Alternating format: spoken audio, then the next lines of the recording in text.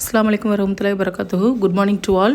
இன்றைக்கி நம்ம என்ன பார்க்க போகிறோம் அப்படின்னா செட் எக்ஸாமோட அடுத்த சாப்டர், அதாவது ஸ்டாட்டிஸ்டிக்ஸ் அண்ட் எக்கனாமெட்ரிக்ஸ். இதில் எந்த மாதிரியான கண்டென்ட் எல்லாமே கொடுத்துருக்குறாங்க, நம்ம எதை கவர் பண்ணணும் அப்படிங்கிறதான் பார்க்க போகிறோம். இதில் ஒரு 9 வகையான டாபிக் கொடுத்துருக்குறாங்க. அதில் ஃபஸ்ட்டு பார்த்திங்க அப்படின்னா ப்ராபபிலிட்டி தியரி, இதோட கான்செப்ட்டு, அப்புறமா டிஸ்ட்ரிபியூஷன், மூமெண்ட்டு, அப்புறமா சென்ட்ரல் லிமிட் தியரம், இது ஃபுல்லாகவே இதில் நம்ம கவர் பண்ண வேண்டியது இருக்கும். செகண்ட் பார்த்திங்க அப்படின்னா டிஸ்கிரிப்டிவ் ஸ்டாட்டிஸ்டிக்ஸ். இதில் பார்த்தோம் அப்படின்னா கார்லேஷன் தியரி, அப்புறமா இண்டெக்ஸ் நம்பர், கார்லேஷனோட டைப்ஸ், இது ஃபுல்லாக நம்ம பார்க்க வேண்டியது இருக்கும். அதுக்கப்புறம் பார்த்திங்க அப்படின்னா சாம்பிளிங் மெத்தட்ஸ்.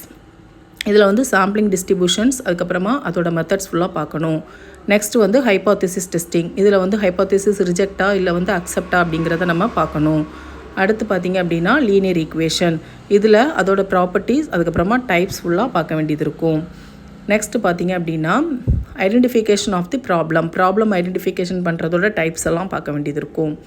அடுத்து சைமல்டேனியஸ் ஈக்குவேஷனில் பார்த்திங்க அப்படின்னா regressive and non regressive methods, அது ஃபுல்லாக பார்க்க வேண்டியது இருக்கும்.